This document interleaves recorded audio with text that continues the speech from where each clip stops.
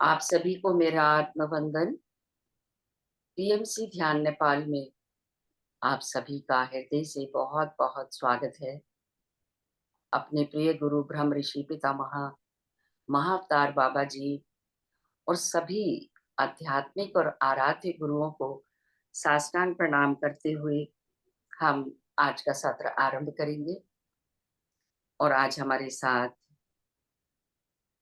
एक ऐसी शख्सियत जुड़ी हुई है जिसके लिए मैं कहूंगी कि हम सभी बहुत भाग्यशाली हैं, जो हम आज उनसे मिलकर उनका ज्ञान ले पाएंगे।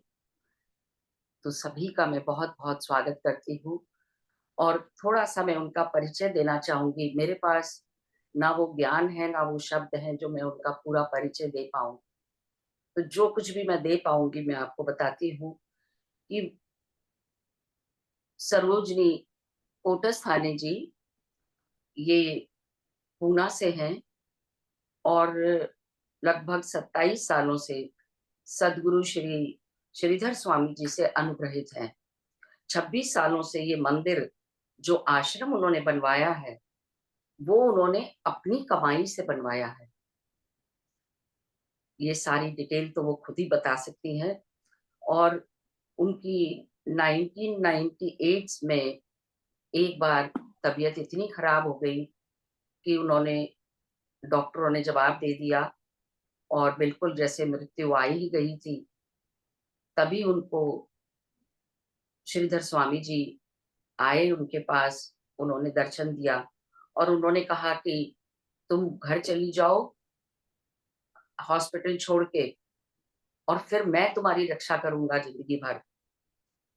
मैं तुम्हारी जिम्मेदारी ले लूंगा। तब उन्होंने डॉक्टरों को बोला, बोलने की भी स्थिति में नहीं थी, जैसे तैसे उन्होंने बताया उनको। तो डॉक्टरों ने मना कर दिया कि ऑक्सीजन लगी है, आपकी हालत इतनी खराब है, कुछ हो जाएगा तो हमारी जिम्मेदारी होगी। उन्होंने कहा मैं लिख नहीं सकती, मेरा अंगूठा लगवा दो, जिम्मेदारी मेरी है, मुझे छुट्टी दे दो, मुझे घर जाना है। और वो चली गई। उसी समय उनकी पूरी मृत्यु उन्होंने दिखाई, गुरुजी ने, सदगुरु ने उनके। तो उसके बाद जन्म से लेके वो आज तक हनुमान जी की अनुयायी हैं और हनुमान जी ही उनकी रक्षा करते हैं जहाँ आश्रम में वो अकेले रहती हैं। पूना पे बना है उनका आश्रम। और श्रीधर जी के साथ उनके 10-11 जन्म हो चुके हैं। उससे भी ज्यादा ज्यादा जन्म उनके महाअवतार बाबा जी के साथ हो चुके हैं। और रामनवमी के दिन से वो उनकी एम्बेसडर बन गई हैं। और बाबा जी ने उनको कुछ कार्य दिया है करने के लिए, जो वो कर रही हैं, वो सब बताएंगी वो हमें। और इसके अलावा जो उनका एक एकेडमिक पोर्शन है वो ये है कि पूना के गरवारी कॉलेज से रिटायर हुई हैं और 25 साल तक उन्होंने टूरिज्म का काम किया है, बस चलाई है, सब कुछ किया है उन्होंने। और रिटायर होने के बाद उन्होंने आयुर्वेदिक और एलोपैथी का भी ज्ञान लिया है। तो मैं आमंत्रित करूंगी सरोजनी माँ को कि वो सबके साथ जुड़कर, और हम उनसे सब तैयार हैं ज्ञान लेने के लिए। तो वेलकम वेलकम, स्वागत है। हम सब आपका हृदय से स्वागत करते हैं, अभिनंदन करते हैं। और जो लोग भी आज हमारे साथ इस ग्रुप में जुड़े हैं, मैं उन सबका भी बहुत बहुत स्वागत करती हूँ। तो ओवर टू यू सरोजनी माँ। आत्मवंदन सभी को। यहाँ सभी मेरे सुहृद है, क्योंकि ईश्वर को हृदय के पास होने का, सुहृद होने का भाव बहुत अच्छा लगता है। इसलिए सुहृद के नाते से मैं आप सभी के पास जुड़ रही हूँ। पहले गणेश वंदना और बाद में सद्गुरु वंदना से मैं शुरुआत कर रही हूँ।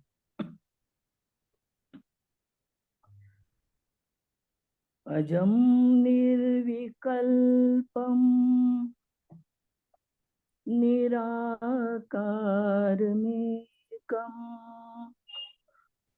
निरानन्दमानन्दम् अद्वैतपूर्णम् परं निर्गुणं निर्विशेषं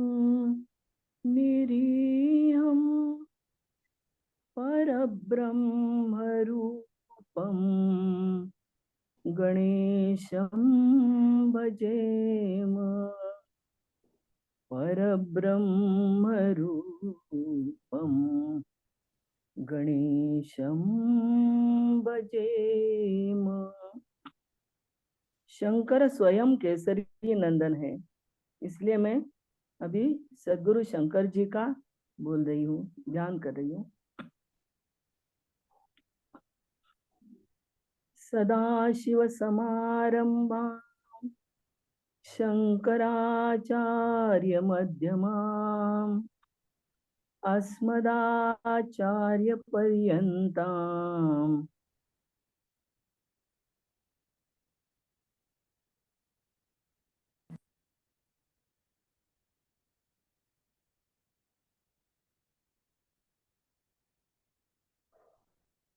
आप म्यूट हो गई हैं।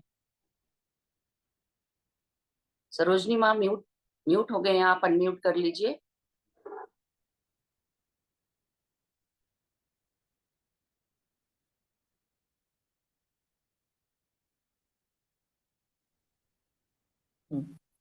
जी। श्रुति स्मृति पुराणानाम् आलयं करुणालयं नमामि।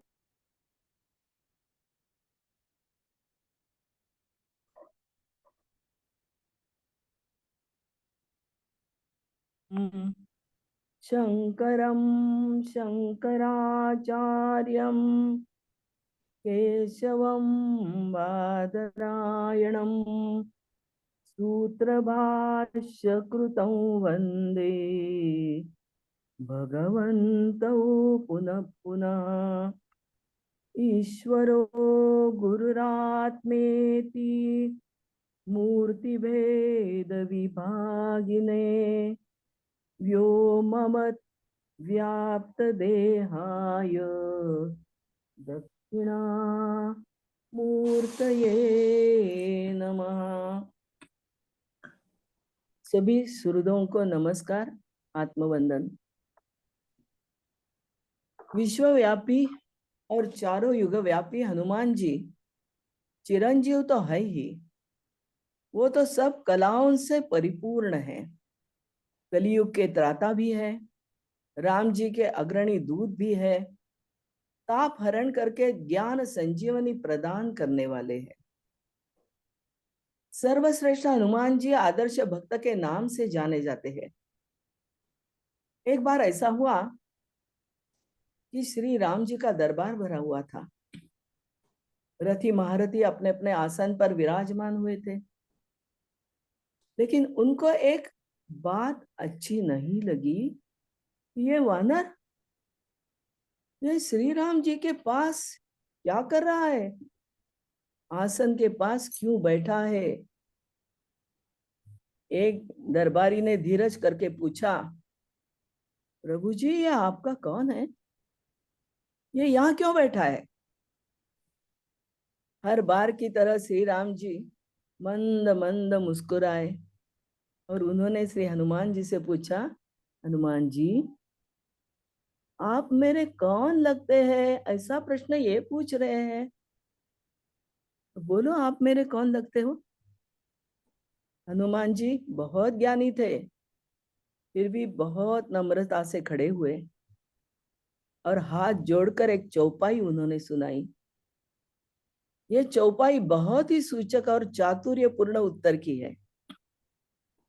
यह ऐसी है, देह दृष्ट्या तु दासोहम जीव दृष्ट्या त्वदंशकः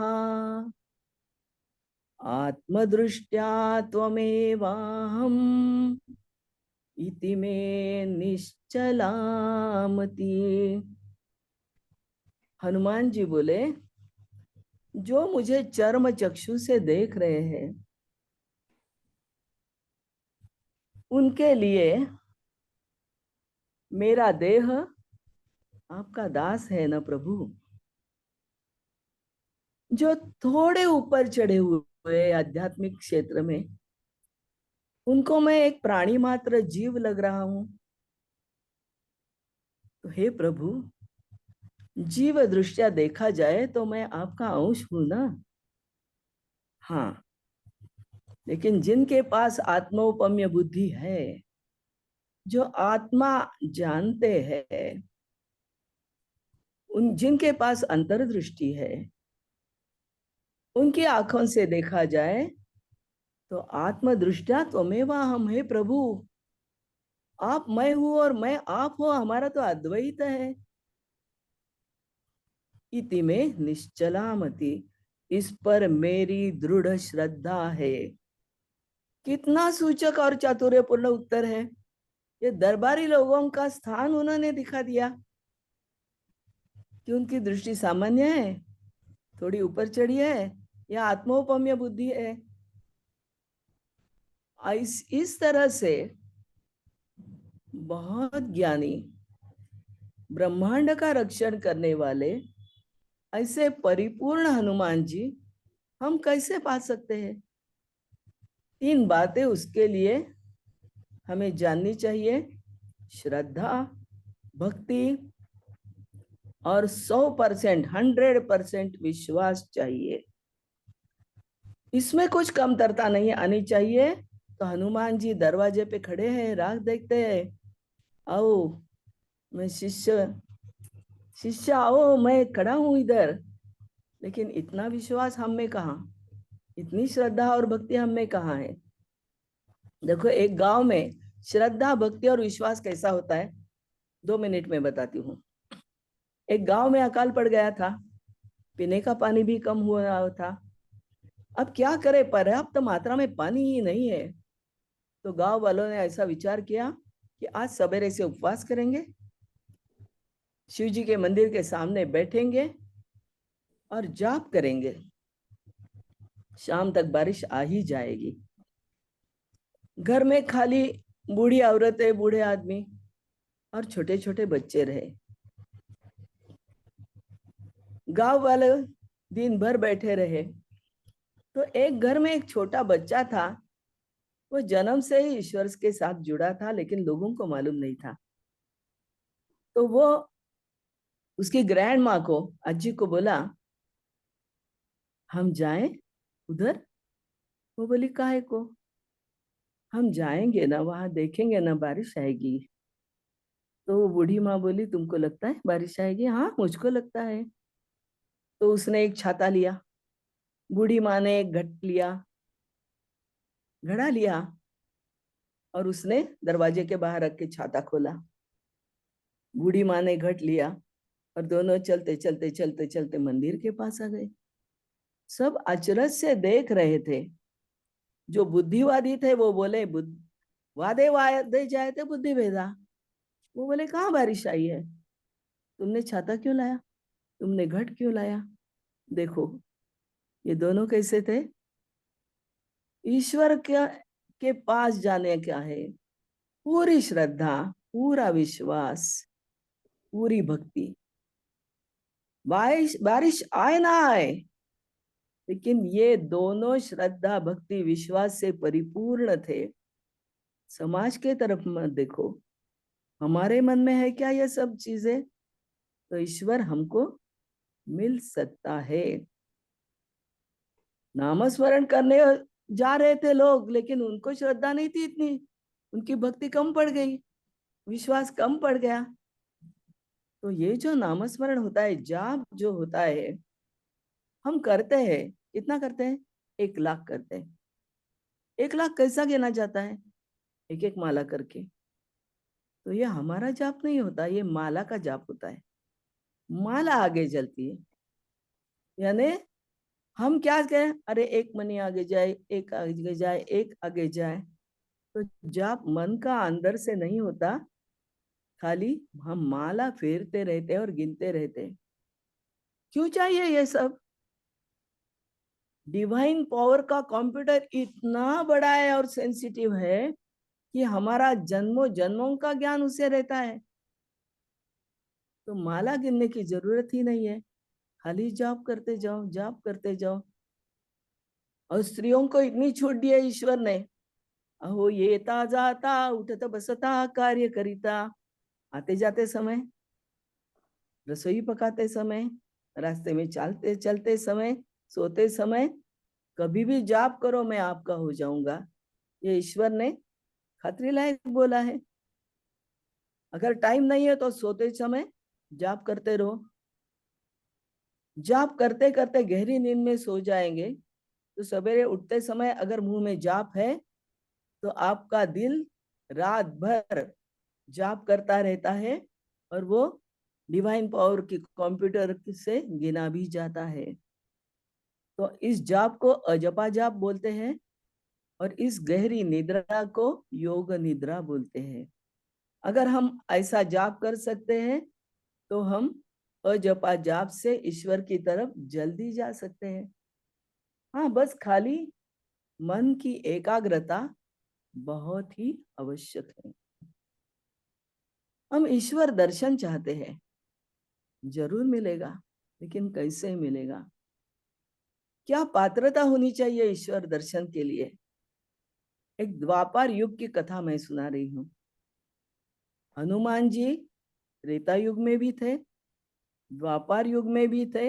युद्ध के समय अर्जुन के रथ पर का झंडा हनुमान जी की पावर का था।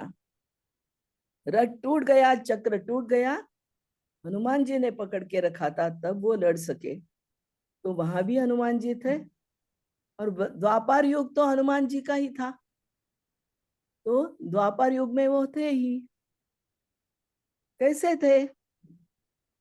तो कृष्ण जी के साथ थे। लेकिन उस समय एक बात ऐसे हुई कि कृष्ण जी कान्हा थे। वो कान्हा बन के गोधन चराने के लिए अरण्य में जाते थे। उनके साथ उनके सवंगड़ी रहते थे। वो क्या बोलते थे कान्हा को, देखो कान्हा, हर बार तुम हमारे चिदोरी में से खाते हो, अभी नहीं चलेगा। एक दिन तो ऐसा आना चाहिए कि पूरी सिदोरी तुम्हारे से चाहिए, पूरा खाना तुम्हारे से ही चाहिए। तो कान्हा बोला हाँ ठीक है ठीक है, कब दोगे? हाँ कल दूंगा, 12 बजे के बाद दूंगा, ध्यान में रखो। हाँ, तो कल कब आएगा और कब हम जाएंगे और ये क्या खाना देगा? कल आ गया, गोधन चराने के लिए जा रहे थे तो इसके हाथ में कुछ भी नहीं। अरे ये क्या, हम क्या खाना खाएंगे? खाना देने का वादा किया है ना, 12 बजे के बाद देने का है ना, हम दे देंगे, फिक्र मत करो। अरण्य में गए, 9 बज गए, 10 बजे, 11 बजने के बाद ऐसी भूख लगी, ऐसी प्यास लगी, अरे दे दो ना हमको, भूख प्यास लगी। क्या बोला है? 12 बजे के बाद बोला है। जब 12 को 10 मिनट कम हुए तो वो रह नहीं सके, दे दो दे दो। तो कान्हा बोला हाँ ठीक है, आज कम है ना 5 मिनट, जाओ उधर अरण्य में इस जगह जाओ, वहां एक बहुत बड़ा यज्ञ चल रहा है, ईश्वर दर्शन के लिए है। सब ऋषि मुनि ब्राह्मण सब लोग हैं। अभी 12 बजे पूर्णाहुति होने वाली है, 5 मिनट कम है। दौड़ते दौड़ते वहां जाओ और उनको बोलो हमें श्री कृष्ण ने भेजा है, कान्हा ने भेजा है, हमें बहुत भूख प्यास लगी है, कुछ खाना दे दो। वो दे देंगे। दौड़ते दौड़ते हुए वहां गए, देखा तो हाँ पूर्णाहुति की तैयारी हो गई है, सब लोग ईश्वर दर्शन के लिए आतुर है। वहां वो गए, क्या चाहिए रे? हाँ, नहीं हमें कृष्ण ने भेजा है। कृष्ण? कौन कृष्ण? कान्हा ने भेजा है। कान्हा? कौन कान्हा? भागो, हकालो इधर से। भगा दिया। वो कृष्ण के पास आ गए, तुमने झूठ बोला है, तुमने हमको फंसाया है। अरे नहीं फंसाया, तुम कहाँ गए थे? यज्ञ के पास गए थे। तो वो क्या बोले? उन्होंने भगा दिया है। अरे बाबा, घर में खाना कौन खिलाता है तुमको? पिताजी या माताजी? हाँ माताजी। तो माताजी के पास जाना चाहिए था ना। हाँ, तो वो कहाँ मिलेगी? वो यज्ञ के पीछे की बाजू में एक बड़ा रसोई घर है, वहां सब माताएं मिलेगी। वहां जाओ और चुपचाप से उनको बोलो कान्हा ने भेजा है, भूख प्यास लगी है, खाना दे दो। तो वो पीछे की बाजू से गए, कान्हा ने भेजा है। हाँ कान्हा ने भेजा है, क्या बोला है? हमें बहुत भूख लगी है, प्यास लगी है, कुछ खाना चाहिए था। रुको रुको, बाजू में रुको। तो उन्होंने छोटे छोटे बर्तन ले लिए, थोड़ा थोड़ा खाना दिया, भागो भागो यहाँ से जाओ लेके जाओ। और वो लेके गए। कृष्ण बोला मिला? हाँ मिला। वहां खाना खाने को बैठो, मैं आ रहा हूँ। झट से श्री कृष्ण जी उस रूम में आए, सामने खड़े रहे, पूरी माताओं को विश्वरूप दर्शन दिखाया। उनकी समाधि लग गई, सब समाधि में खो गई, विश्वरूप दर्शन देखने लगे। उसी समय एक ब्राह्मण आ गया, 2 मिनट बाकी थे पूर्णाहुति को, तो उसको उन्होंने भेजा था, क्यों? जाओ जाओ, अगर घी कम पड़ गया तो थोड़ा और लेके आओ। ब्राह्मण दरवाजे पे आया, हाँ, उसकी भी समाधि लग गई, उसको भी विश्वरूप दर्शन मिला। लेकिन 1 मिनट में समाधि उतार दी गई, उसके कृष्ण ने उतार दी। वो वहां गया, अरे क्या तुम कर रहे हो? ईश्वर दर्शन वहां तो सब स्त्रियों को मिला, अपने को नहीं मिलने वाला है। वो उनकी समाधि भी लग गई है, ऐसा कैसा हो गया? यज्ञ हम कर रहे हैं, हम उनको दर्शन नहीं देने वाले थे, लेकिन दर्शन तो उनको मिला, हमको नहीं मिला। विचार करने की बात है, ये ऐसा क्यों हुआ? क्योंकि माताओं के अंतःकरण ने ईश्वर को जान लिया, भूख प्यास को जान लिया। उनके मन में स्वार्थी विचार नहीं था कि पुरुषों को दर्शन मिलेगा, हमको नहीं मिलेगा, तो हम रसोई क्यों पकाएं? नहीं, हमको काम करने का है, ईश्वर के लिए रसोई बनाएंगे, हम राह देखेंगे, उनको दर्शन मिलने के बाद परोसेंगे।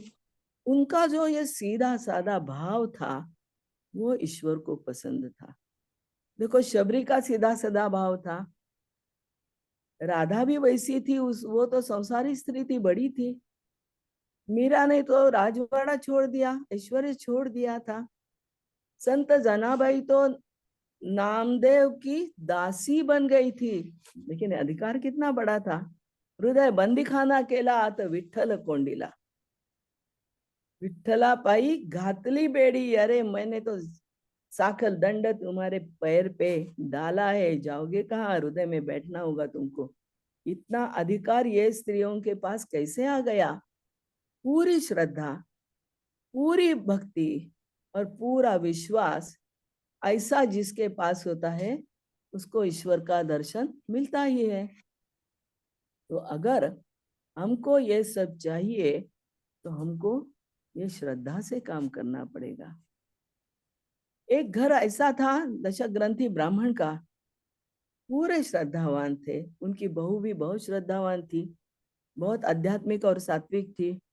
ससुर जी 2-2 घंटा पूजा पाठ करते थे, बहू पूरी तैयारी करके देती थी। एक दिन भी ऐसा नहीं कि ये कम पड़ गया, वो कम पड़ गया। एक दिन ऐसा हो गया कि उनका पूजा पाठ चल रहा था, दरवाजे में उनका कोई मित्र आ गया। बहू को पूछा, दादाजी हैं? वो बोली, देखती हूँ। उसने अंदर आके देखा, वो पूजा पाठ कर रहे थे। और बाहर जाके वो बोली, ससुर जी नहीं है, कहाँ गए? वो चमार के पास गए। फिर वो रसोई घर में गई। ससुर जी ने सुना, मेरी बहू कभी झूठ नहीं बोलती है, आज क्यों बोली? थोड़ी देर के बाद और एक आदमी आया, 10-15 मिनट हो गए। दादाजी हैं? वो बोली, देखती हूँ। अंदर आके देखा, पूजा पाठ चल रहा था। बाहर जाके बोली, ससुर जी नहीं है, कहाँ गए? वो बाजार में गए। ओके ठीक है। वो अभी गुस्सा हो गए, मैं यहाँ हूँ और ये झूठ क्यों बोल रही है, बाजार में गए हैं? पूजा पाठ जल्दी जल्दी किया। बहू इधर आ जा। क्या हो गया ससुर जी, तुम आज झूठ क्यों बोल रही हो? मैं नहीं पिताजी, मैं कभी झूठ नहीं बोलती, तो आज क्यों ऐसा बोला कि ससुर जी नहीं है, चमार के पास गए? हाँ, माफ कर दीजिए, मैंने आके देखा, आप पूजा कर रहे थे, लेकिन आपका मन तो चमार के पास था, इसलिए मैं उनको बोली वो चमार के पास गए हैं। और दूसरी बार मैं आके देख गई, आपका मन बाजार में रहा, तो मैंने बोला बाजार में गए हैं। वो सोचने लगे, अरे हाँ, मैं बाजार में मन गया था, चमार के पास भी गया था, लेकिन इसको कैसे पता चला कि मैं वहां गया हूँ? बहुत सोचने लगे और वो जान गए कि ये तो इस क्षेत्र में पहुंच चुकी है। मैं 2-2 घंटा ये करता हूँ, मैं नहीं पहुंचा हूँ, लेकिन वो सब पूरे ध्यान से, एकाग्रता से मेरी तैयारी करती है, रसोई भी करती है, तो ये तो पहुंच चुकी है और मैं इधर का इधर ही रह गया हूँ। तो ससुर जी के ध्यान में आया, ये मेरी जो बहू है ना, वो बहुत आगे चल चुकी है। कैसे आगे चल चुकी है वो? उसकी एकाग्रता, ईश्वर के प्रति दृढ़ श्रद्धा और विश्वास, तो वो अंतर्ज्ञानी हो चुकी थी। इसलिए हमको यही रास्ता पकड़ना है। हनुमान चालीसा खाली पढ़ने से कुछ नहीं होता, उसका ज्ञान होना चाहिए, अर्थ समझना चाहिए, अपने मन मंदिर में उसको उतारना चाहिए। देखो, तुलसीदास ने हनुमान चालीसा की रचना क्यों की है, मालूम है आपको? तुलसीदास जी जब थे तो राजा अकबर था, सम्राट था वो। तुलसीदास जी राम जी के प्यारे थे और राम जी उनके प्यारे थे, हनुमान जी उनके प्यारे थे, दिल में बसाया हुआ था सभी को। तो बहुत चमत्कार आप ही से होते थे। तो सम्राट अकबर को समझा कि यहाँ एक ऐसा तुलसीदास नामक कोई है कवि और वो बहुत चमत्कार करता है, चलो हम भी देखें क्या चमत्कार करता है। तो सम्राट अकबर ने तुलसीदास को निमंत्रण भेजा, आओ आओ चलो। तुलसीदास बहुत बड़ी नम्रता से आए। तुलसीदास ने नमस्कार किया, बहुत नम्र था। तो सम्राट जी बोले, देखो आप तो बहुत चमत्कार करते हो, मुझे एक चमत्कार दिखाओ। नहीं, मुझे माफ करो, मैं कोई भी चमत्कार नहीं करता हूँ, मैं तो खाली राम का एक विनम्र सेवक हूँ। अगर चमत्कार हो सकता है तो राम जी करते हैं, मैं कुछ भी नहीं कर सकता हूँ। नहीं नहीं, ये नहीं चलेगा, मुझे एक चमत्कार करके दिखाओ। नहीं, मैं माफी चाहता हूँ, ये मेरे बस की बात नहीं है। हाँ ठीक है, तो राम तुम्हारे है ना, तुम राम के हो ना, राम को दिखाओ। तुलसीदास शांति से खड़े रहे, क्योंकि इस राजा को राम का दर्शन कैसे मिलेगा, उसको उनको तो मालूम था ये नहीं हो सकता। तुलसीदास शांति से खड़े देखकर सम्राट बहुत संतप्त हुए, क्रोधित हुए। बोलो राम जी कहाँ है, क्या चल रहा है, ये कौन चमत्कार करता है, मुझे बोलो। फिर भी तुलसीदास जी शांत थे, मैं कुछ नहीं कर सकता, मुझे कुछ नहीं आता। तो अकबर फतेहपुर सीकरी के पास उनका जेल था, तो फतेहपुर सीकरी के जेल में उन्होंने तुलसीदास जी को भेजा। तुलसीदास जी थोड़े दुखी तो हुए, लेकिन उन्होंने जान लिया कि वहां जाके राम का भजन करेंगे, हनुमान जी का भजन करेंगे। एक एक दिन बीतने लगा, भजन करते करते एक एक चौपाई हर दिन में तैयार होने लगी। ऐसे 40 दिन बीत गए तो हनुमान चालीसा तैयार हो गई, 40 श्लोक तैयार हुए। हनुमान जी की बहुत प्रार्थना की, हनुमान जी छुड़ाओ मुझे, मैं क्या करूं, आप आओ छुड़ाओ मुझे। तो 40 दिन के बाद जब हनुमान चालीसा पूरी तैयार हुई, तो 41 के दिन में बहुत सारी वानर सेना उसके रजवाड़े पर आ गई, उस किले पर आ गई। इतनी वानर सेना आ गई, वो लोगों को मारने लगी, उनके कपड़ा फाड़ने लगी, जो बागान था वो पूरा उध्वस्त किया, एक को भी छोड़ा नहीं उन्होंने। तो अकबर राजा, ये क्या चला है, लोग जाके जाके बोल रहे हैं, अरे ये छोड़ो छोड़ो, उसको बाहर निकालो, उसकी वजह से ये हो रहा है, ये पूरा नुकसान हुआ है, क्या करे। तो राजा ने सोच लिया ऐसा तो हो सकता है कि मैंने गुनाह किया होगा। तो राजा ने हाथ जोड़े, तुलसीदास जी के पैर पकड़े, प्रार्थना की। तो बोलो ये वानर सेना जाने दो। तो तुलसीदास ने हनुमान जी की प्रार्थना की, तो वानर सेना पूरी गायब हो गई। तो जेल में रहकर ये हनुमान चालीसा तुलसीदास ने जो लिखी है वो अवधि भाषा में लिखी है, और इसका पूरा पठन करने से संकटों का नाश होता है, हमें आध्यात्मिक सुख मिलता है, हम जीवन का आनंद ले सकते हैं। लेकिन कैसे ले सकते हैं? खाली पठन से नहीं। मैंने इतनी बार पठन किया है, उतनी बार पठन किया, तो पठन किया है, लेकिन तुम्हारी आत्मा ईश्वर से कहाँ जुड़ी है? तुम्हारे अंतरंग में ईश्वर को स्थान दिया है क्या? पूरी पूरी श्रद्धा भक्ति है क्या? अगर नहीं, तो हमें पहचान लेना चाहिए कि खाली पठन से कुछ नहीं होता। जो भक्ति हमारे अंतरंग में आती है, पूरे पूर्ण साकार होती है, तो उस भक्ति का रास्ता अंतर मन से ईश्वर तक पहुंचता है। और जब भक्ति का रास्ता अंतर मन से ईश्वर तक पहुंचता है, तब हमारा ये स्वप्न जो है वो साकार हो सकता है कि हम ईश्वर के साथ जुड़ सकते हैं। तो ऐसे जुड़ने से हमें हनुमान जी मिल सकते हैं। हनुमान जी की पावर कैसी है? चारों युग में हनुमान जी की पावर है। कलयुग में तो पूरी पूरी उनकी पावर चल रही है।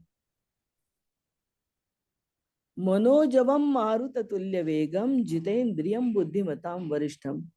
उनकी गति कैसी है? मन के वेग से, मन की गति है। वो जितेंद्रिय है, पूरा काबू है इंद्रियों पे। बुद्धिमताम वरिष्ठम, बहुत बुद्धिमान है, उनमें श्रेष्ठ है। वातात्मजम, वायुपुत्र है, आत्मज है उनके। वानर यूथ मुख्यम, वानर सेना के प्रमुख है। वानर सेना यानी क्या? पुरातन काल में राक्षस सेना भी थी, वानर सेना भी थी।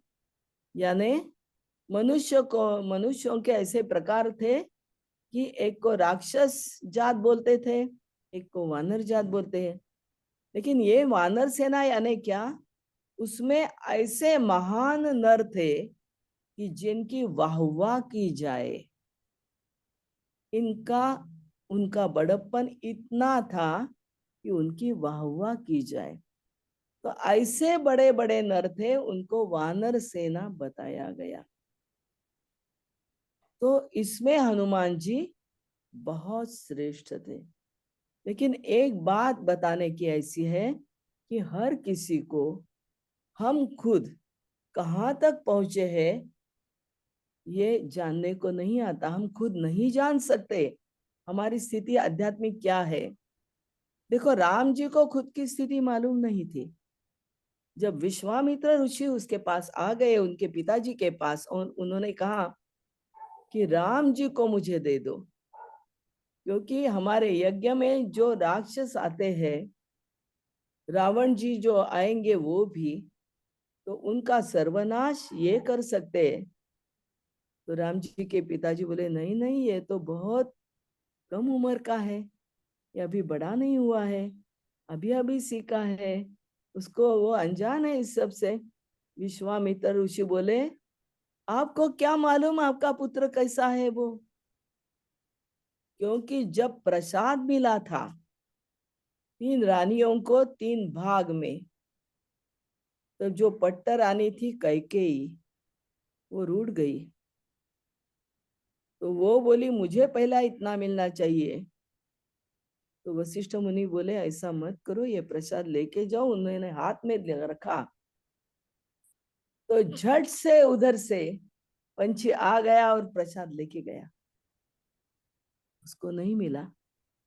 2 रानियां बाकी थी, उनको प्रसाद पूरा मिला था, लेकिन वो मन से बहुत अच्छी थी। उन्होंने अपने का आधा आधा प्रसाद कैकेयी को दे दिया।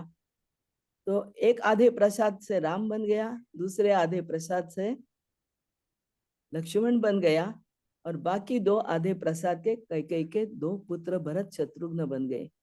लेकिन पूरा का पूरा प्रसाद जो मिल गया तो अंजनी माता को मिल गया। इसलिए हनुमान जी पूरे पराक्रमी, पूरे पहुंचे हुए थे, राम जी से भी ज्यादा। राम जी को आधा मिला, हनुमान जी को पूरा मिला था। तो हनुमान जी पूरे ब्रह्मांड के सबसे ज्यादा पराक्रमी थे। मनोजम मारुत तुल्य वेगम जितेंद्रियम बुद्धिमताम वरिष्ठम वातात्मजम वानर यूथ मुख्यम। इसलिए वो वानर युद्ध के प्रमुख थे। श्री राम के दूत बन गए। शरणम प्रपद्य, मैं उनकी शरण में हूँ। देखो, हनुमान जी राम जी के दूत थे, ये बात सही है। राम जी को उन्होंने शिरोधार्य माना, ये भी बात सही है। लेकिन हनुमान जी हर बार राम जी को बचाते आए हैं, हर बार बचाते आए हैं।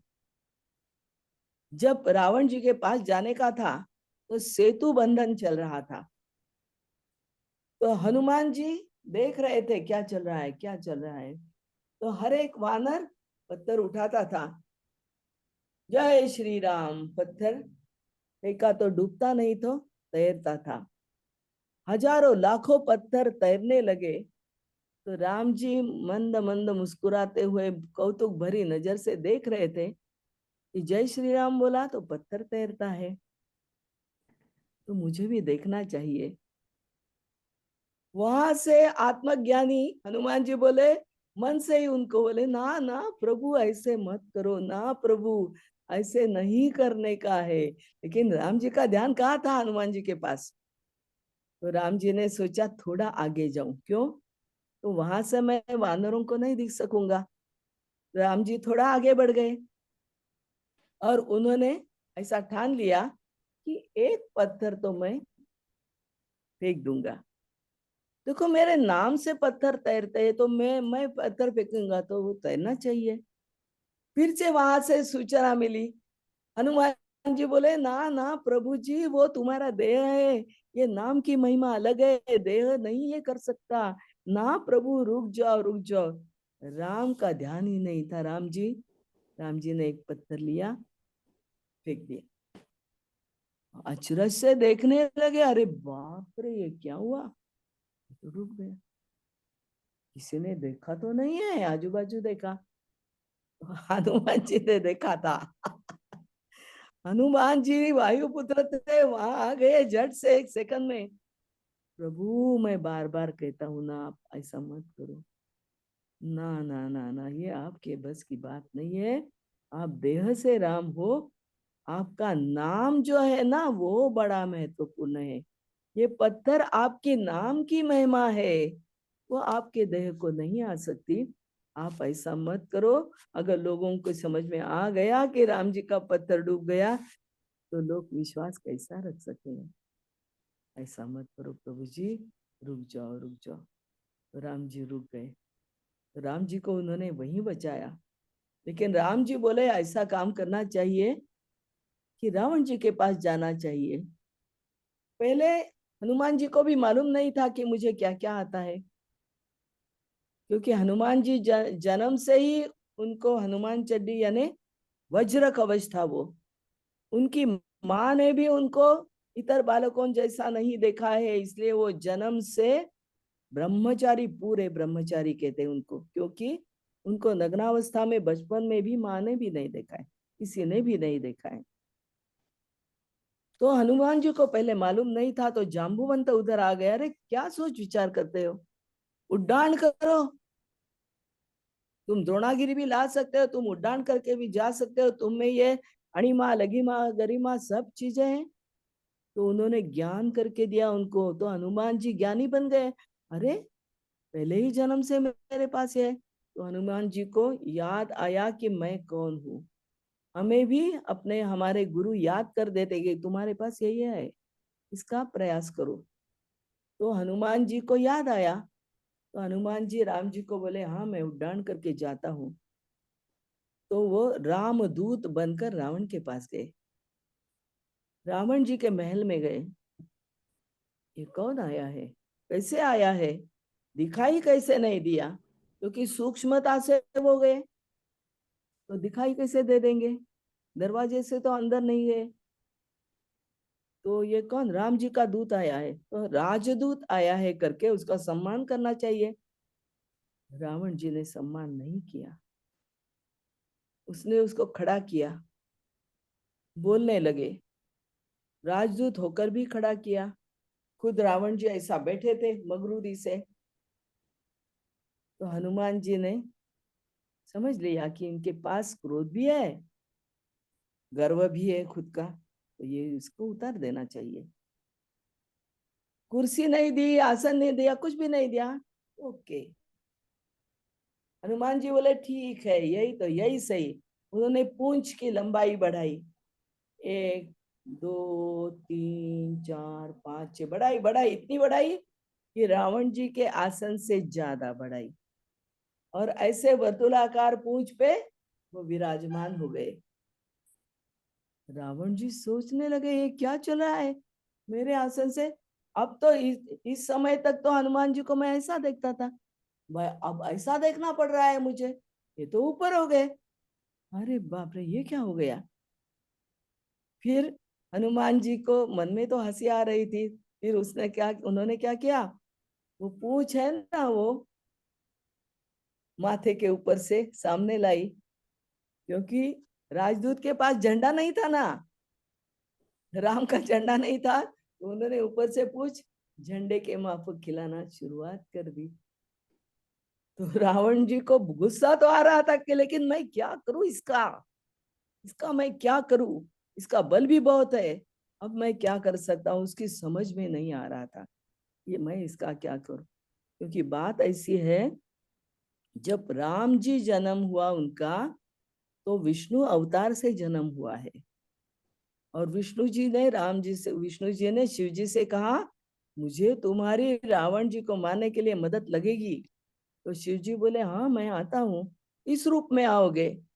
तो शंकर स्वयं केसरी नंदन, शंकर जी ने स्वयं हनुमान जी का रूप लिया, मैं हनुमान जी बन के आता हूँ, चिंता मत करो। तो पार्वती बोली कितने दिन जा रहे हो, अरे वैसा कैसा बोलेगा, कितना काल लगेगा मुझे भी मालूम नहीं है, लगेगा तो बहुत काल। नहीं नहीं, मैं अकेली नहीं रहूंगी, मैं आपके साथ आऊंगी। तुम कैसे आओगी वहां, किस वजह से और किस प्रकार से। तो बोले क्यों नहीं आ सकूंगी, आप हनुमान जी बनने जा रहे हो ना, तो देखो, जो पति होता है वो स्त्रियों का भाग्य होता है, और अच्छी कुलीन स्त्री ये पति का भाग्य होता है। तो हनुमान जी का भाग्य तो उनकी पूंछ में है, मैं उनकी पूंछ बन जाऊंगी। तो हनुमान जी की पूंछ ये माता पार्वती बनी है, इसलिए हनुमान जी की पूंछ दिखने में बहुत सुंदर है, लोगों को बहुत अच्छी लगती है, क्योंकि उसमें पावर जो है वो पार्वती माँ की है, सौंदर्य है वो भी पार्वती माँ का है, और यो पावर उनकी पूंछ में है, तो पूंछ हिला हिला के वो कुछ भी कर सकते हैं। पूंछ हिला हिला को राक्षसों को मारा है, पेड़ों को गिराया है। तो ये पूंछ इतनी सुंदर दिखाई दे रही थी रावण को भी, कि गोलाकार ऐसी ऐसी, कितना सुंदर आसन है, और ये झंडा भी कितना सुंदर है। उसके मुंह में पड़ गए रावण जी, लेकिन गुस्सा तो बहुत आया था, कुछ तो करने का था इसका। तो रावण जी ने अपने लोगों को बुलाया, आओ आओ इधर आओ, अरे देखते क्या हो, पकड़ो उसको। पकड़े तो हिलाते हैं, वो कहाँ हिलता है, उठाते हैं तो कहाँ उठता है, ये तो पत्थर, बड़े पत्थर की जैसा बैठा है, अरे क्या हो रहा है। तो हनुमान जी बोले चलो इनके मजाक करूंगा मैं। तो वो हल्के फुल्के हो गए, तो उन्होंने उसको उठा के लेके गए। अरे ऐसा ना मत लेके जाओ, उसकी पूंछ को पकड़ो, और उसकी उसकी पूंछ को कपड़ा गुंडा लो, तेल लगाओ, आग लगा दो। रावण जी ने बोला देखो ये क्या करेगा। तो हनुमान जी ने पूंछ इतनी बढ़ाई, इतनी बढ़ाई, इतनी बढ़ाई, पूरे लंका का कपड़ा लिया, खाली शरीर पे सबके कपड़ा रह गया, बाकी सब कपड़ा पूंछ को लगाया। तो एक बोला अभी सीता माँ का वस्त्र लेके आओ। ये हनुमान जी ने पूछा तो पूछ कम कर दी, सीता माँ का नहीं वस्त्र चाहिए। पूछ कम कर दी तो सीता माता का वस्त्र नहीं लगा। और हनुमान जी गरीब जैसे ऐसे बैठे थे, क्या कर रहे हो, क्या कर रहे हो? तो तेल छिड़का उस पे, आग लगा दी। उसकी राह वो देख रहे थे। जब आग लगाई तो उसने छलांग मारी, क्योंकि उस समय के जो घर थे वो लकड़ी के थे। रावण की समझ में ये नहीं आया, हनुमान जी तो समझ गए थे क्या करने का। तो हर लकड़ी के घर पे पूछ रखी, आग लगी, पूछ रखी, आग लगी, पूरी लंका जलाने लगे वो। रावण जी बोले अरे ये क्या हो रहा है, पूरी लंका जल रही है। तो हनुमान जी बोले रावण जी, आप शंकर का ध्यान करने से कुछ फायदा नहीं, क्योंकि मैं ही स्वयं शंकर हूँ, शंकर स्वयं केसरी नंदन, अब कुछ नहीं होगा। तो रावण जी विचार करने लगे कि ये क्या चल रहा है। तो हनुमान जी मन में से उसको बोले, देखो राम जी का एक वानर चेला है, इतना सा वानर चेला है कि जिसको तुमने कुर्सी, दरबार में आसन कुछ नहीं दिया, उसके हाथ में झंडा नहीं था, फिर भी मैंने झंडा फहराया है, तो कैसा लगा आपको? तो रावण जी सोच रहे थे कि इतना सा वानर, एक चेला है उसका, तो इतना कर सकता है। हनुमान जी ने और आग लगा दिया, और सोचो कि एक वानर इतना सब जला सकता है, तो वानर के सदगुरु जो है, प्रभु जी जो है, वो क्या कर सकते हैं, तुम्हारा क्या हो जाएगा, सोचो मन में। और पूरी लंका उसने जलाई। बीच में जो जो राक्षस आए, तो पूंछ में बड़ी ताकत थी, एक फटकार से 10-10 राक्षस इधर के उधर के, इधर के उधर के फटकार लगाते लगाते लगाते लगाते चले गए। तो राक्षस भी मर रहे थे, हाथी भी मरने लगे, पूंछ में इतनी ताकत है। तो रावण बहुत परेशान होगा, हैरान हो गया, और ये कब जाएगा, ऐसा उसको हो गया। उसकी पत्नी ने बोला था, मैंने पहले बोला था ना इसके पीछे मत लगो, तुमने ऐसा क्यों किया, इसके पीछे लगना नहीं चाहिए था। राम जी बहुत सीधे साधे हैं, बहुत सरल है, बहुत पराक्रमी है। अगर उसका एक दूत ऐसा है, तो बाकी इतने दूत और खुद राम जी कैसे होंगे? ये सोच विचार तो करो, ये अविचार मत करो। ये रुक जाओ, यहाँ रुक जाओ, मैं बोलती हूँ यहाँ रुक जाओ, ऐसा मत करो। तो अभी रुकने से तो फायदा क्या था? हनुमान जी सीता जी के पास चले गए, उनको पहचान दे दी। एक रावण में गुण था कि उन्होंने सीता माता को हाथ नहीं लगाया, उसकी मर्जी के बिना हाथ नहीं लगाया। वो तो पूरे हारे हैं, लेकिन एक बात में जीत गए थे कि उन्होंने सीता माता को कहा, तुम्हारा विचार बदलने तक मैं राह देखूंगा। ये गुण उनमें एक ही गुण था, इसलिए। और रावण जी की चाह थी कि मैं राम के हाथ से मरूंगा, इसलिए राम जी ने जाम्बुवंत और बाकी लोगों को कहा था कि रावण जी को आप नहीं मारोगे, मैं ही मार दूंगा। और राम जी को भी ये मालूम था कि रावण जी को मेरे हाथ से मृत्यु चाहिए, तो वही मैं दे दूंगा, क्योंकि इस जन्म के उसकी जो पाप है, अविचार है, वो अगले जन्म में नहीं रह सकेंगे। इसलिए रावण जी की मृत्यु मेरे ही हाथ से होनी चाहिए। तो ये सब होने के लिए एक यज्ञ करना चाहिए था। यज्ञ के लिए 10 ग्रंथी ब्राह्मण चाहिए था, वो कहाँ से लाएंगे? तो राम जी ने रावण जी को पाचारण किया, हे रावण जी, मैं मेरी सीता माता को वापस लाना चाहता हूँ। मेरा यज्ञ पूर्ण होने के लिए आप दशग्रंथी ब्राह्मण हैं, तो पूजा पाठ करने को आप आ जाइएगा। उस समय का में और इस समय में क्या अंतर है देखो। रावण जी ने मान्य किया, आ गए। लेकिन पूजा के लिए पूरी तैयारी करना ये पुरोहित का काम होता है, राजा का काम नहीं होता। तो रावण जी के मन में आया कि अरे पूजा तो मैं करूंगा, लेकिन पूजा के लिए राम जी की पत्नी चाहिए ना नजदीक, वो तो मेरे अशोक वन में है। तो रावण जी ने सम्मान से सीता माता को वहां वो लेके आए, हाथ भी नहीं लगाया, सम्मान से लेके आए, उसके बाजू में बिठाया, पूरा यज्ञ किया, पूरी पूजा की।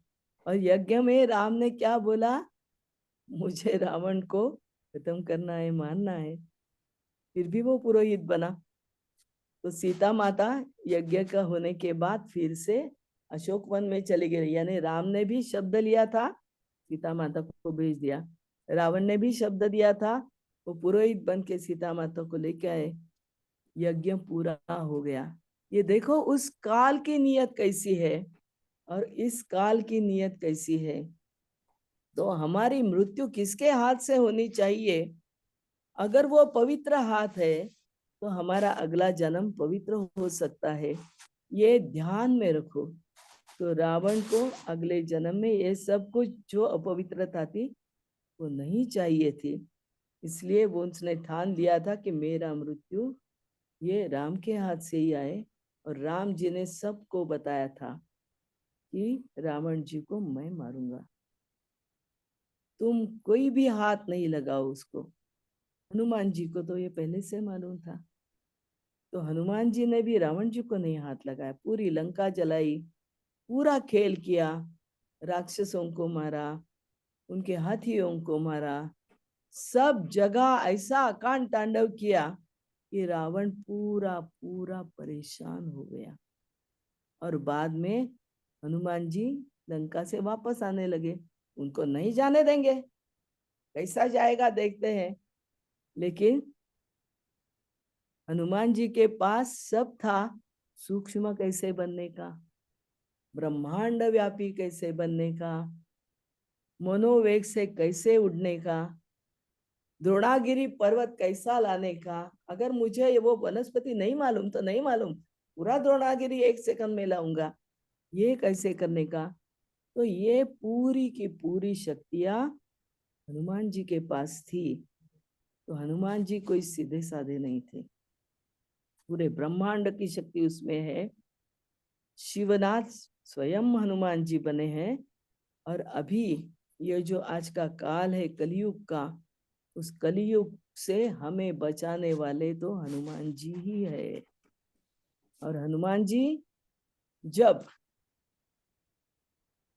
ये अर्जुन जी के रथ पे थे तो झंडा हनुमान जी के हाथ में आखिरी दम तक था, पूरा युद्ध जीत लिया। बाद में रथ अरण्य में लेके गए वो, तो कृष्ण जी ने ऑर्डर ऐसा की, अर्जुन नीचे उतरो। तो अर्जुन को थोड़ा सा ऐसा लगा, ये ऐसा क्यों बोल रहे, अर्जुन जल्दी उतरो।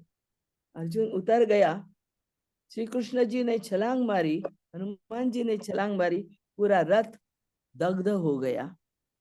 ऐसा कैसे हो गया, ऐसा क्यों किया, ये मेरा रथ था ना। तो कृष्ण जी बोले, अरे तुम्हारे रथ पे इतनी बुरी शक्तियां, इतने बुरे शक्तियों के बाण थे, आए थे, ये रथ किसी काम का नहीं रहा, इस पे कोई लड़ नहीं सकता है। और हनुमान जी बोले, देखो ध्वज मेरे हाथ में था इसलिए तुम बच गए हो। और दूसरी बात, कर्ण तुम्हारे से भी शूर था, कर्ण का एक शर ऐसा लगा है तुम्हारे रथ के चक्र को कि रथ का चक्र पूरा टूटा हुआ है। लेकिन मैंने राम जी का पूरा ध्यान किया और मेरी शक्ति पूरी लगाई, तो वो चक्र पूरा वैसा का वैसा मैंने अभी तक पकड़ रखा था। जब तुम उतर गए, श्री कृष्ण जी ने भी छलांग मारी, तब मैंने छलांग मार के वो चक्र छोड़ दिया, तो तुम्हारा रथ खड़ा भी नहीं हो सकता है, वो जल गया। यही अच्छी बात है, वो किसी के काम के नहीं रहा है। तो हनुमान जी कितने महान थे, हर युग में वो महान है। राम जी की मदद की, कृष्ण जी की मदद की, और कलयुग में तो अभी वो सर्वे सर्वा है। सप्त चिरंजीवों में वो सबसे बड़े चिरंजीव है, वो महारुद्र है, वो विश्वव्यापी है। विश्वव्यापी खाली नहीं, वो पूरा पराक्रम करने वाले हैं। तो अब अगले शुक्रवार से हम हनुमान चालीसा सीख सकेंगे। अभी टाइम हो चुका है। अभी पूरा शांति मंत्र पढ़ने का आप में से कोई पढ़ने वाला है शांति मंत्र? कोई करने वाला है तो करो, नहीं तो मैं कर दूंगी। जी जी, आप करिए आज तो। वाला है तो पूछो। जी आपके मुख से ही अच्छा लगेगा माँ। अच्छा, तो मैं करती हूँ। शांति मंत्र पाठ कहना करती हूँ। बहुत हुआ ना। ओम ध्यौ शुरुआत शांति करूँ? अंतरिक्ष गुण। शुरुआत वही करूँ? जी। ओम सर्वेषां स्वस्तिर्भवतु, सर्वेषां शांतिर्भवतु, सर्वेषां पूर्णं भवतु, सर्वेषां मंगलं भवतु। ओम सर्वे भवन्तु सुखिनः, सर्वे सन्तु सर्वे निरामयाः, सर्वे सर्वे भद्राणि भद्राणि पश्यन्तु, पश्यन्तु मा मा कश्चित् त्वचित् दुःखभाग् भवेत्। दुःखमाप्नुयात्। असतो मा शान्तिर्मय तमसो मा ज्योतिर्गमय, ज्योतिर्गमय मृत्योर्मा अमृतंगमय। मृत्युमयमृतङ्गमय। पूर्णमदः पूर्णमिदं पूर्णात् पूर्णमुदच्यते, पूर्णस्य पूर्णमादाय पूर्णमेवावशिष्यते। ओम शांति शांति शांति। सभी को आत्मवंदन। आत्मवंदन ma'am, thank you so much. Thank you ma'am, thank you. Thank you Sarojini माँ। अभी तक मैंने सुना था कि आंखें खोल के भी ध्यान होता है, ऐसा ओशो ने भी बताया, और आज वो अनुभव किया। ध्यान का मतलब होता है विचारों निचार बंद हो जाते हैं, बिल्कुल कोई विचार नहीं आता, वो ही ध्यान है। और आज वो हमने अनुभव किया। Thank you so much. मेरे पास शब्द नहीं है आपका धन्यवाद करने के लिए, बस कोटि कोटि प्रणाम है आपको। थैंक ये यू। तो आपकी महानता है। जी जी जी, नहीं बिल्कुल भी। अगले सबका शुक्रवार से ध्यान मैं आप हनुमान चालीसा पढ़ाऊंगी। हमारे खाली बड़े 10-15 अच्छे मिनट बात। ध्यान करेंगे, नहीं तो हनुमान चालीसा पढ़ाने के लिए ज्यादा समय लगेगा, क्योंकि एक एक शब्द पढ़ाने का है, उसके पीछे की कथा पढ़ाने की है। जी जी अगर शॉर्ट में जी पढ़ाया तो मेरे मन को भी अच्छा नहीं लगेगा, क्योंकि वो हनुमान चालीसा आपके हृदय में बैठनी चाहिए। हनुमान जी आपको मिलने चाहिए इससे। यही है, ये यही तो बात हमारा है। भाग्य है। बहुत सुंदर। जी, नहीं भाग्यशाली हैं कि आप मिले हैं। हमें। मैंने पूरी हनुमान चालीसा और पूरा हनुमान जी इधर उस लाइन पे सिखाया है पहले ही, और भगवत गीता भी सिखाई है पूरी। जी जी तो थोड़ा टाइम लगेगा, लेकिन अच्छी तरह से मैं समझा पाऊंगी आपको। जी जी। धन्यवाद। बहुत बहुत धन्यवाद। धन्यवाद शांति से सुनने के लिए। कुछ प्रश्न है क्या आपके, पूछने के हैं? थैंक यू मैम, आपने जो बताया बहुत अच्छा लगा सुन के, और बड़ी खुशी हुई। एक नई चीज समझेंगे उसको, और उसके बारे में पूरा पता लगेगा। थैंक यू सो हाँ, मच। पूरा बताऊंगी। हाँ हनुमान जी, जी थैंक मोनिका। हनुमान जी तो मेरे हृदय से है। जी, जी, जी। नमस्कार माता जी। आज का ना जो आपने ये ध्यान करवाया ये बहुत अच्छा था। एक तो आपने साक्षात उन हनुमान जी को हमारे आगे प्रकट कर दिया। दूसरा मैं आपको अपना अनुभव बताती हूँ, जिस तरह आप अब जीवित है ना हनुमान जी की कृपा से मैं भी ऐसे ही जीवित हूँ। मेरे टीनेजर थी मैं जब मैं कुछ ऐसा किसी चीज़ ने मेरे ऊपर अटैक कर लिया था कि 25 मिनट तक मुझे साँस नहीं आई थी। मैं अपने पापा की गोदी में थी और मेरे पापा हनुमान चालीसा ही पढ़ रहे थे। 25 मिनट के बाद उस चीज़ को मुझे छोड़कर ही जाना पड़ा और आज मैं आपके सामने ज़िंदा हूँ।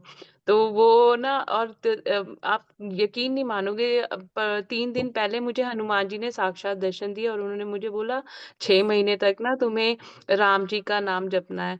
तो मैंने कहा ठीक है हनुमान जी, और आज सुबह भी उन्होंने ना मुझे अपनी वो चित्र दिखाया जिसमें राम जी और सीता जी उनके दिल में है। मुझे कोई ध्यान नहीं था आपके इस का कि आज हमारा ऐसा मुझे कोई हनुमान होएगा, जी तो ने फिर गुप्त मंत्र दिया है खुद। जी, जी, जी, जी। और ना फिर ना हनुमान जी ने ना मुझे एकदम से वो मेरा ध्यान में लाके दिया मुझे कि याद आया तुझे, तू अपने डैडी की गोद में लेटी हुई थी। और जब वो बता रहे थे ना संतोष जी आपके बारे में, तो मैंने कहा अरे वाह! देखो मैंने ध्यान तो में तो अभी आई हूँ, तो बाबा जी ने तो मुझे पहले ये सारी चीज़ें दिखा दी, तो आपका कोटि-कोटि धन्यवाद। यही मेरा था कि मैं आपके साथ में ये शेयर करूँ। हनुमान जी बहुत बड़े हैं और प्यारे प्यारे हैं बहुत। मेरा रोल तो उनकी माँ का है इधर है तो, जी, जी, जी, और जी। वो मेरे बच्चे मेरे के साथ जैसा एक रोल है। और चीज़ है सरोजनी जी, मुझे 14 साल हो गए मैं इंडिया नहीं गई हूँ। तो मुझे ना जितने भी मेरे जान-पहचान वाले लोग हैं ना, सब कहते हैं तेरा 14 साल का वनवास हो गया। मैंने कहा वो राम जी जाने, हनुमान जी जाने। मेरे यहाँ हनुमान जी जागृत है। जी, जी, जी। मैं फोटो भेजूंगी इस लाइन पे। सरोजनी माँ के माता जी आश्रम में आपके हनुमान पास जी, फोटो भेजूंगी। ज़रूर, ज़रूर जी, जी। भेजिए। जी, जी। जी, चलो गरिमा ने भी धन्यवाद। कुछ शेयर किया है कि उसको हनुमान जी के दर्शन हुए। गरिमा हनुमान जी वीडियो के ऑन दर्शन करो। अगर आपने दिल में बसाया ना हनुमान चालीसा को, तो दर्शन होंगे ही। वाओ! जी, जी, जी, चलो बहुत अच्छा, सुंदर।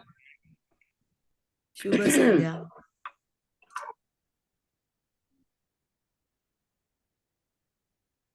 ये हाँ, जो वाणी आपने बताई है ना, बोलिए गरिमा, आप मैंने बोलिए। हाँ मैंने भी इसी मंगलवार को हनुमान जी के दर्शन किए और बस बस आंख बंद की और बहुत आंख आंख बंद ही की थी। मॉर्निंग बिल्कुल सुबह सुबह का समय था और मुझे ये भी याद नहीं था कि आज मंगलवार है। और जैसा भी आपने बोला ना माँ कि बहुत बड़े हैं और वाकई वो इतने बड़े थे कि मुझे बिल्कुल ये इतना रत्ती सा भी शक नहीं हुआ कि हाँ मैंने दर्शन लिए। बिल्कुल मुझे ऐसा लगा कि अभी उन्होंने वो मेरे पास आके गए और उन्होंने मुझे दर्शन दिए। तो क्या पता कि ये शायद ना वो एक कुछ मैसेजेस होते हैं ना, जैसे हम अभी आज ही हम इसी वीक में मतलब अभी मंगलवार की बात है, वो पूरा दिन मैं उस ऊर्जा में भी रही कि हाँ मुझे आज मंगलवार भी था और ये बाद में मुझे ख्याल आया कि आज सुबह-सुबह मुझे मतलब ये, लेकिन मुझे वो पूरा दिन याद रहा कि आज सुबह कैसे मैंने आँख बंद किया और मुझे एकदम बहुत बड़ा रूप हनुमान जी का दिखा।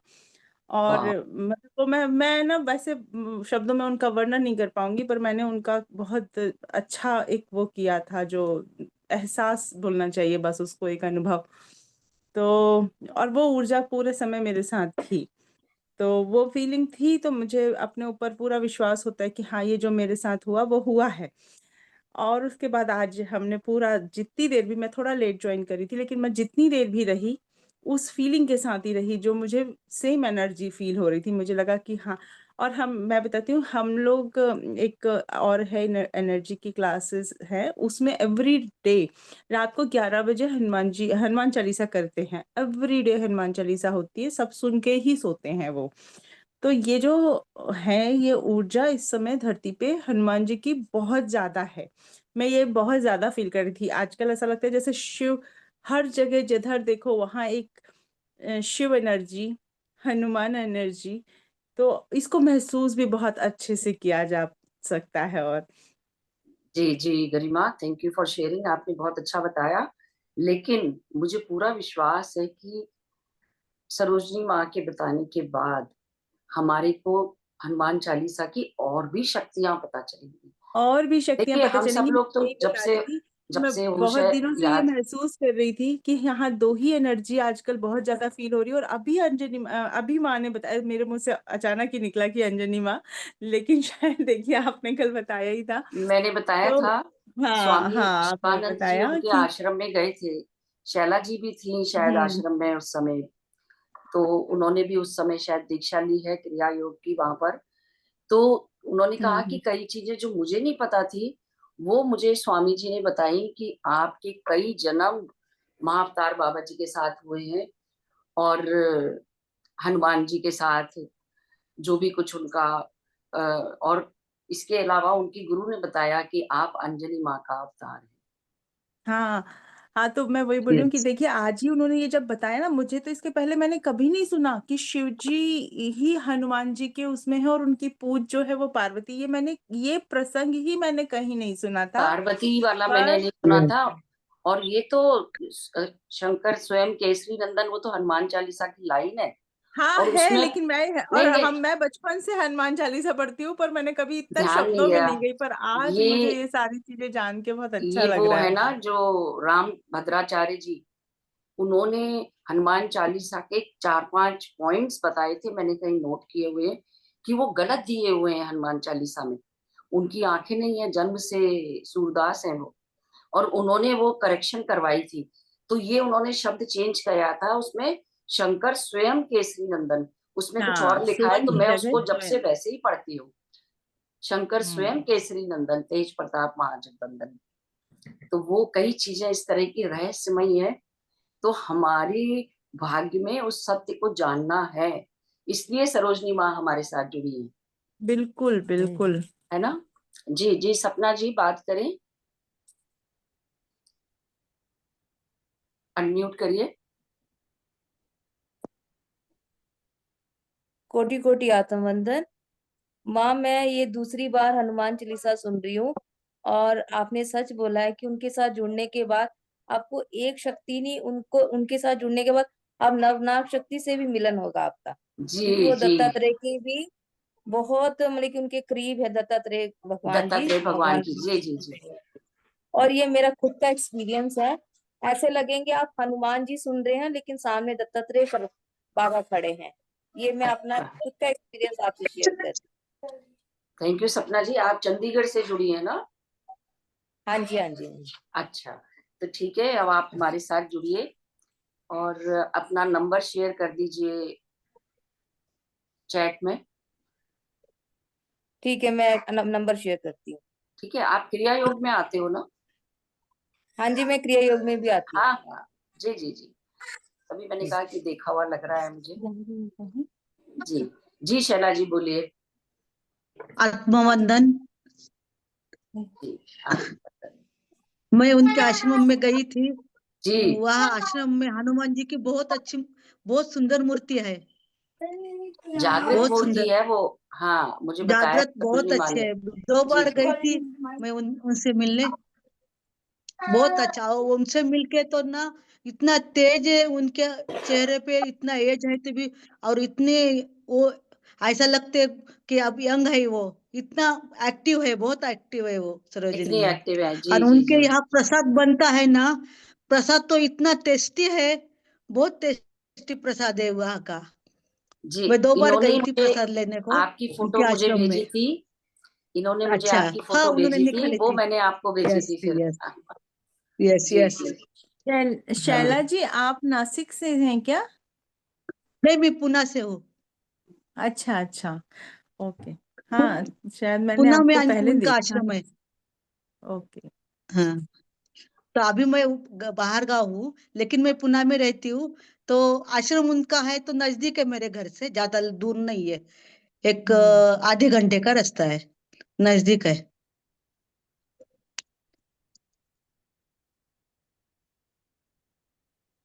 और उनको इतना नॉलेज है ना सबका, बहुत अच्छा बताती है। ऐसा लगता कैसा टाइम गया समझता नहीं। एक बार तो मैं 3-4 घंटे बैठी थी उनके आश्रम में, दोनों बात करते बैठे थे। इतना नॉलेज, बहुत नॉलेज है उनको, और बहुत अच्छा लगता है वहां बैठ के। जी दीदी जी, रिकॉर्डिंग ऑफ कर दें। यस, धन्यवाद। Thank you thank you. जी जी, पुष्पा जी।